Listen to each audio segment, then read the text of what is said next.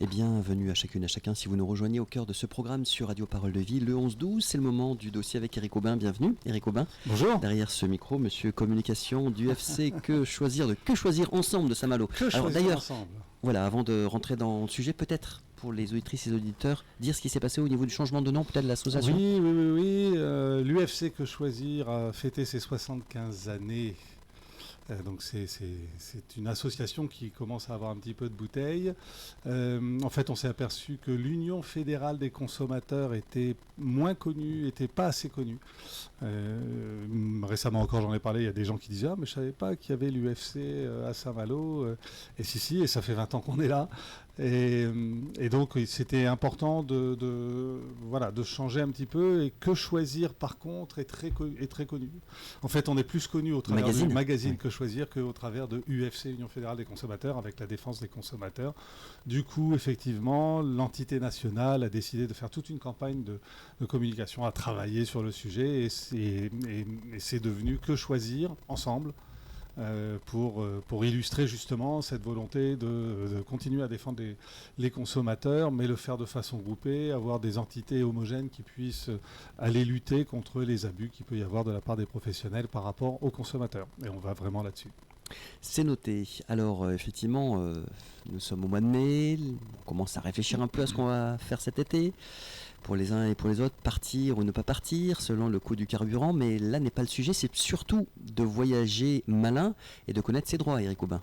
C'est ça, et puis d'être un petit peu méfiant, parce que c'est aussi la période où on va avoir un certain nombre d'interventions pas forcément vertueuses. Et donc voilà, il faut faire un petit peu attention pour ne pas se faire arnaquer. Je pense que les plateformes connaissent maintenant les bonnes parades. Maintenant, il faut qu'aussi les consommateurs sachent où ils vont et qu'ils n'aillent pas réserver sur n'importe quel site, à n'importe quel endroit. Et puis qu'ils utilisent un certain nombre de techniques, parce qu'il y a des trucs, par exemple, il faut d'une façon générale s'y prendre le plus possible à l'avance. Plus on s'y prend tôt, moins on va payer cher. Surtout si on va faire, par exemple, un vol longue distance, on va essayer de le prendre 6 mois. On peut aller le prendre jusqu'à 6 mois avant. Ou en tout cas, le prix du kérosène a augmenté. Comment ça se passe? Parce qu'on part, si on a pris 6-9 mois à l'avance le billet d'avion, avec ce qui se passe au niveau géopolitique le dans risque, le détroit d'Ormuz, comment est-ce que les compagnies aériennes ajustent le prix? Alors en fait, elles n'ajustent pas le prix, elles le subissent. Ce qu'elles font, alors c'était le cas... moi, j'ai eu l'occasion de me déplacer récemment en Turquie, et donc il y avait plusieurs vols, en particulier Lufthansa avait annulé plusieurs vols. J'avais plusieurs personnes qui me disaient mon vol a été annulé. Moi, j'étais sur Transavia, donc Air France, et mon vol n'a pas été annulé, mais il était complet. Et en fait, ce que m'expliquait un pilote avec qui je parlais, il me disait en fait, si les vols sont pas complets, on les annule et on garde la destination quand même, mais en ayant des vols qui soient complets pour essayer d'économiser sur le carburant. Il vaut mieux faire voyager un Airbus plein qu'un Airbus pas plein, parce que le kérosène sera le même à l'intérieur. Alors, le choix du transport, effectivement, on y est, Éric Aubin. Est-ce que le train est vraiment une alternative crédible à l'avion pour les vacances d'été? Alors oui, ça dépend sur quels critères on se pose. Alors là, il y a tout un débat. Si on est sur l'empreinte carbone, évidemment, le train est beaucoup plus intéressant que l'empreinte carbone que peut laisser un avion.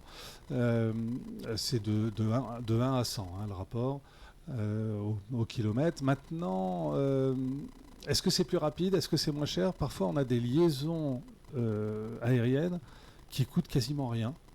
Mais il faut quand même faut travailler faut raisonner sur le port de chez moi jusqu'à mon lieu exact de destination. Par exemple, si on va, si je dois partir de chez moi, me rendre à l'aéroport, faire l'enregistrement de mon bagage, ensuite attendre l'enregistrement de l'avion, et puis que l'avion décolle. S'il décolle à l'heure, et puis qu'il arrive, que j'aille récupérer mon bagage et que j'aille ensuite faire à aéroport mon point de destination, en fait, quasiment le train, s'il m'amène de la gare qui est pas loin de chez moi, ou même où il faut que je me rende, mais directement en centre-ville, comme on peut faire Saint-Malo, gare Montparnasse, c'est quand même à prendre en compte. Autrement dit, en termes de déplacement kilométrique, il est possible que finalement, quand on met tout ça bout à bout, finalement, le train puisse être plus économique. Donc c'est au cas par cas. Et côté prix, est-ce que le train peut être compétitif malgré tout? Parce que là, c'est toujours pareil, hein. J'ai commencé la chronique en tenant compte du contexte géopolitique et de l'augmentation du prix du carburant. Voilà, tout ça mis dans la balance, hein. Votre avis, vos calculs Alors, le train. Alors, moi, j'aime Parce qu'il y a bien. différentes formules en fait en train. Il y a aussi ça. Il y a différentes propositions. Il y a du Ouigo, il y a du Inouï. Alors, le train low cost, maintenant, fait des destinations de plus en plus loin. Donc, les prix se sont un petit peu tassés. Mais ça reste quand même super intéressant. Alors, c'est pas le même service, il n'y a pas de première. Oui, on est sur c'est des ça. Ouigo, on est sur du train. Mais qui fonctionne très bien quand même. Enfin, je veux dire, ils sont très vite complets d'ailleurs. Donc là, on est sur une économie qui est très très importante. Et je reviens à ce que je disais, si vous voulez réserver sur un Ouigo, vraiment, faut s'y prendre à l'avance. Parce que là, pour le coup, ce sera vite bloqué. Ensuite, le fonctionnement est un petit peu différent. Le bagage doit être pris en compte, il doit être enregistré. Enfin voilà, il y a un certain... On ne peut pas faire n'importe quoi. Mais en tout cas, on s'est aperçu, nous, que on est quand même facilement à 50% moins cher sur du Ouigo que sur du TGV Inouï. On se pose la question si l'aspect écologique pèse dans la balance pour les auditrices et les auditeurs, Eric Aubin aussi ou... Largement, très largement. Il y a des chiffres qui sont sortis qui disent que, un déplacement de 1000 km émet 2,93 kg de CO2 en TGV, contre 2,93 contre 225 kg en avion. Et donc l'avion pollue 76 fois plus que le train. Voilà, il y a le transport aérien, ça a émis 22 millions de tonnes de CO2 en France. Et c'est en hausse, malheureusement également. Donc voilà, donc il faut bien se dire que on est... Alors moi j'aime bien le train personnellement parce qu'en plus je peux plus facilement travailler à l'intérieur, j'ouvre mon ordinateur ou je dors, ou voilà. Bon, J'écoute de la musique. Ou j'écoute de la musique, je mets les oreillettes anti-bruit, voilà, pour moi c'est plus confortable et puis j'arrive en centre-ville. Voilà, c'est plus facile. Quand j'habitais en région parisienne, je pouvais mettre 2 heures pour aller à la gare Montparnasse. J'habitais dans les Yvelines et voilà. Aujourd'hui, je vais mettre 2h30 en partant de chez moi ou 3 heures pour aller gare Montparnasse. Et j'habite à Saint-Malo. Et du coup, je suis heureux. Et est-ce que vous pensez que c'est important de faire attention, Eric Aubin, aux arnaques quand on parle de réservation? Ouais, Il y a un risque sérieux en la matière? Absolument. Alors, il y a plusieurs types d'arnaques. Vous recevez le mail qui vous dit de profiter de super économies en faisant votre réservation sur un site qui est connu. Booking, Expedia, Agoda, bref, un site connu, et de cliquer sur un lien. Et en fait, ce lien ne va pas vous amener sur le site indiqué, mais sur un site copie. Et donc ce site copie va prendre toutes vos informations, votre mode de règlement, et va vous débiter très certainement plusieurs fois et beaucoup plus que vous imaginez. Et là, vous êtes sur un site miroir, vous êtes sur un site, un replicate, une réplication du site original. Comment s'en protéger? Regardez bien, d'abord dans l'adresse si vous avez HTTPS, Oui. avec le petit cadenas. Regardez bien également quelle est l'adresse exacte du site. Si je prends l'exemple de Booking, si c'est booking.fr, ça va. Si c'est monbooking.fr, ça va pas. Ah, Oui, ça doit nous alerter, oui. Ouais. Oui, il faut bien regarder ça. Si vous recevez un mail, vous avez souvent réservé, promotion exceptionnelle, réservé à tel endroit avec un lien souligné en bleu. Et vous cliquez sur le lien et c'est là que vous allez arriver ailleurs. Donc là, le truc, c'est de faire un clic droit pour copier l'adresse du lien. Vous la mettez dans un tableur où vous voulez ou dans vos notes et vous regardez quel est le libellé exact du lien. Et à ce moment-là, si vous êtes rassuré, vous dites OK, c'est bien booking.fr. Bon bah OK, je peux aller par ce lien. Voilà. Donc ça, c'est un premier type d'arnaque. Le deuxième type d'arnaque qu'on voit de plus en plus, c'est que vous partez dans un pays étranger, vous avez réservé votre hôtel via un site comme on a cité plus tôt, vous avez trouvé un prix super intéressant, c'était une belle économie et par rapport au prix de l'hôtel, au prix affiché par l'hôtel, et puis quand vous arrivez à l'hôtel, le réceptionniste vous dit ah ben non, je suis désolé Jean-Christophe, je ne trouve pas votre réservation. On dit mais comment ça se fait? Moi j'ai la confirmation. Oui, mais moi j'ai pas de confirmation, j'ai pas votre chambre. Et là vous êtes avec votre femme, vos enfants, vos bagages devant un réceptionniste qui vous dit vous n'allez pas pouvoir dormir. En tout cas, pas chez nous. Et donc, il va vous dire, ah non, mais alors attendez, par contre, on a une chambre équivalente à la vôtre. Alors évidemment, c'est pas le même prix, puisque c'est le tarif normal, mais si vous voulez la prendre, mais dépêchez-vous, parce qu'il n'y en a plus qu'une. Et donc, évidemment, vous allez payer le prix fort, parce qu'eux préfèrent vendre une chambre au prix fort, plutôt qu'une chambre qui a été négociée par un grossiste, qui ensuite vous a permis d'avoir une économie. Donc là aussi, il faut... Ce que je conseille toujours, c'est, lorsque vous réservez une chambre d'hôtel, téléphoner peut-être, alors pas juste après avoir réservé, parce qu'il faut que le temps que leurs écrans se rafraîchissent, que les serveurs mettent à jour les données, mais téléphoner peut-être 2 jours avant d'arriver dans l'hôtel, sous n'importe quel prétexte, en disant oui, bonjour, voilà, je suis Monsieur Nava, est-ce que je voudrais juste savoir si je vais arriver tard, est-ce qu'il y a un code à la porte ou pas. Vous inventez n'importe quoi, ou simplement vous vérifiez, vous demandez à vérifier que votre enregistrement est bien fait. Et là, s'il le vérifie, là vous êtes sécurisé. Vous savez que votre chambre est bien réservée. Ou alors ils vous diront, ah ben non, je ne vous trouve pas. Mais ça, ils ne le feront pas par téléphone avant. Et pour la location de vacances, donc effectivement Airbnb, Le Bon Coin, les mêmes risques existent aussi. Oui. Là aussi, il faut faire attention. Quels sont les bons réflexes ? Alors, 2 bons réflexes à avoir. D'abord, assurez-vous que l'offre est réelle. Parce que vous avez des petits malins qui vont faire des copies de très belles photos d'appartements. Voilà, ils vont proposer l'appartement qui n'est pas à eux, évidemment, sur des plateformes du type Airbnb, qui ne sont pas forcément très sécurisées de ce point de vue-là. Et puis, vous allez réserver, et puis il va vous demander de faire un paiement, pas du tout en passant par Le Bon Coin ou par le système Airbnb ou autre. Il va vous proposer de faire un paiement via un mandat ou via PayPal, mais PayPal entre gens de confiance, voilà. Et puis vous allez vous faire embobiner, puis vous allez payer, et puis vous n'aurez jamais le logement, parce qu'en fait, il y a peut-être déjà des gens qui l'ont réservé, et c'était pas pour vous en tout cas. Donc ça, on fait attention à ça. Pareil, il faut sécuriser un peu les choses. Et le deuxième conseil, c'est lorsque vous arrivez, alors que ce soit pour un logement ou pour une location de voiture, faites des photos. Vous arrivez quelque part, si c'est pour un logement, vous faites des photos de l'entrée à l'intérieur, vous photographiez tout. Ça évitera toute discussion, parce qu'elles sont horodatées, les photos, ça évitera toute discussion après.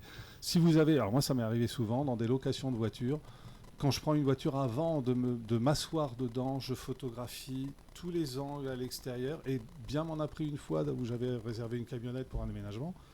Et en fait, j'avais pris des photos partout et je ne m'étais pas aperçu qu'il y avait un petit enfoncement au niveau de la porte arrière. Parce que normalement, il y a une porte après l'autre, mais si vous faites l'inverse, la gâche tape dans la carrosserie. Et en montrant la photo au loueur, il a été très correct. Il a dit, ah bah oui, effectivement, il y avait ça avant que vous preniez la voiture. Mais ni lui ni moi ne l'avions vu. Voilà, donc l'importance effectivement des photos. On photographie bien les jantes et on photographie bien tout type de rayures possible. Même ce qu'on ne voit pas nous, on pourra zoomer sur la photo pour le voir. Pareil pour les appartements, ce qu'on n'a pas vu, ce qu'on n'a pas pris, on pourra zoomer, vérifier que... Les vis cachées, comme on dit.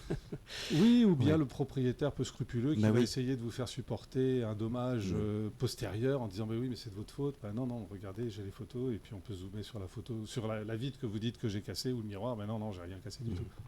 Eric Aubin, les droits en cas de pépin en voyage, parce que si malgré toutes les précautions quelque chose se passe mal, vol annulé, train en retard, quels sont nos droits en la matière là ? Alors, il y a des droits, il y a des lois. Il y a des lois européennes qui disent en gros que... alors, c'est différent pour l'avion et pour le train. On est en avion en fonction du nombre d'heures de retard et pas au départ. Parce qu'au départ, vous avez encore la possibilité de réagir. Mais c'est une fois que vous avez le nombre d'heures de retard à l'arrivée. S'il y a plus de 3 heures à l'arrivée, alors selon la distance de vol, donc selon que c'est moins de 1500 km ou plus de 3500 km, et entre les deux, vous allez avoir entre 250, 400 et 600 euros d'indemnisation du fait du retard. Et il n'y a pas de discussion là-dessus. La compagnie aérienne doit vous payer. Ça, c'est une loi européenne. Donc là, il n'y a pas bien qu'ils n'aient pas envie de le faire, il faut qu'ils payent. Et ils ne vous payent pas, ils ne vous donnent pas des miles ou des crédits ou des avoirs ou autre. Ils vous remboursent en argent, par un virement sonnant et trébuchant, comme on dit. Voilà, donc ça c'est la loi. Et puis pour le train, c'est lorsqu'il y a plus de... Alors pour les TGV Inouï, c'est plus de 30 minutes de retard. À ce moment-là, vous allez avoir un papier qui va vous être donné, ou vous allez recevoir un mail selon que vous êtes enregistré ou pas, pour pouvoir déclarer un retard et à ce moment-là avoir une indemnisation, ou bien alors c'est plus d'1 heure de retard pour les Inuits, donc les low cost. À ce moment-là, vous allez aussi pouvoir bénéficier d'une indemnisation. Il peut y avoir des refus d'indemnisation ou de remboursement de la part des Il peut y en compagnies, avoir, c'est mais il vraiment faut qu'ils soient justifiés. Ouais. Il faut qu'ils vous disent pourquoi est-ce qu'ils vous le refuseraient. Ok. Et alors parfois ils jouent pas loin. On a 29 minutes de chers passagers. Nous sommes désolés pour les 29 minutes de retard. Et non pas 30. Et non pas 30. Alors il peut y avoir des motifs. Il peut y avoir des motifs de grève. Alors des choses imprévisibles. Attention, si c'est des grèves du personnel de la compagnie aérienne, c'est pas un motif pour annuler un remboursement. Si par contre c'est les aiguilleurs du ciel qui ont fait grève et que l'avion s'est retrouvé dans une difficulté qu'il ne pouvait pas prévoir, à ce moment-là, effectivement, il va y avoir probablement une discussion pour ne pas rembourser, parce que la compagnie aérienne n'y est pour rien. De la même façon, vous avez réservé un avion, vous devez vous rendre à l'aéroport en train. On peut faire par exemple Saint-Malo, Roissy-Charles de Gaulle en train, mais si votre train a du retard et que ça vous fait louper l'avion, ce n'est pas de la faute de la SNCF. La SNCF remboursera éventuellement pour son retard à elle, plus de 30 minutes, mais elle ne vous remboursera pas le prix du billet d'avion, parce que elle n'est pas Air France, elle est SNCF. Alors Eric Aubin, nous arrivons quasiment à la fin de cette chronique. Quels sont les 5 réflexes à avoir avant de partir, selon vous ? Il y en a plusieurs, il y en a plus que 5 en fait. Je dirais que le premier, c'est de vérifier quand même son visa. J'ai le cas récemment d'une personne qui avait bien pris le visa pour aller en l'occurrence en Turquie, mais son passeport était à échéance à moins de 180 jours. Donc il faut bien regarder toutes les notes. Parce qu'on peut se dire, mais mon passeport est valide. Non, il y a moins de 6 mois de validité. Du coup, il faut refaire faire le passeport parce qu'il ne sera pas accepté. Je ne sais pas pourquoi, mais il ne sera pas accepté. Et donc, tout a été annulé pour elle, son avion, son hôtel, parce que son passeport... Alors, on vérifie le visa, on vérifie les indications, on va sur le site diplomatie.fr du gouvernement, on vérifie tous les éléments. On réserve, ce qu'on a dit, c'est qu'on réserve tout. On réserve tôt. On réserve tôt, pour le train comme pour l'avion, plutôt aussi prend moins c'est cher. On vérifie le site avant de payer, on photographie tout à l'arrivée, on en a parlé. On conserve tous les documents, les mails, tous les éléments. Tant que tout se passe bien, on conserve tout. Et s'il y a un problème, on montrera ça. Et si une fois tout s'est bien passé, on peut tout supprimer. Il n'y aura plus de problème. Et puis si on a un problème, on réagit vite. Dernier petit truc, quand on commande sur Internet, l'idéal, que ce soit pour un avion ou pour un train, c'est le mardi soir ou le mercredi soir. C'est juste un bon truc, c'est que en fait, les voyageurs de commerce, eux, ils vont plutôt s'absenter du lundi au vendredi. Donc, ils vont faire leur réservation, en général, soit le lundi pour leur semaine, ou un petit peu avant. Et puis, en fait, les stocks... et les fins de promotion sont souvent le lundi, du coup les stocks se remettent à jour souvent le mardi ou le mercredi. Donc mardi soir, mais même s'il faut aller attendre minuit, vous pouvez réserver en général souvent moins cher mardi soir ou mercredi soir. C'est noté. Il y a des médiateurs effectivement compétents, vous l'avez dit pour les litiges aériens ou pour litige SNCF, Eric Aubin. En ce qui concerne le fait de partir avec l'esprit léger, c'est ce que vous nous indiquez de faire, mais on a bien compris que c'est pas les yeux fermés et que vous avez des permanences, vous, gratuites, donc à Que Choisir Ensemble Saint-Malo. C'est ça, absolument. Lorsque vous allez si vous rencontrez un souci avec bagages perdus, voyage annulé, que sais-je, n'hésitez pas à venir nous voir. On a des permanences régulièrement le mardi et le jeudi et on sera ravis de pouvoir vous accueillir. Et n'oubliez pas que vous avez un site internet saintmalo.ufcquechoisir.fr et un numéro de téléphone 02 99 56 80 47. Et c'est Saint-Malo et Pays de Saint-Malo. Donc c'est Que Choisir Ensemble, Saint-Malo et Pays de Saint-Malo. Et là on vous recevra et on a des connexions un petit peu plus directes pour pouvoir vous aider à résoudre un litige si vous en avez un. Eh bien, grand merci à vous, Eric Aubin. Je rappelle que vous êtes délégué à la communication à Que Choisir Ensemble Saint-Malo. Et on vous retrouve, si vous le voulez bien, au courant du mois de juin. C'est ça. C'est un lundi qu'on vous retrouve avec un nouveau sujet. Les vacances approchent et bon préparatif à vous si vous partez cet été. Non, mais je suis trop bien à Saint-Malo. En bateau sur la Côte d'Émeraude. Mais voilà, exactement. À très bientôt. Merci beaucoup, Eric Aubin. À demain pour les auditrices et les auditeurs.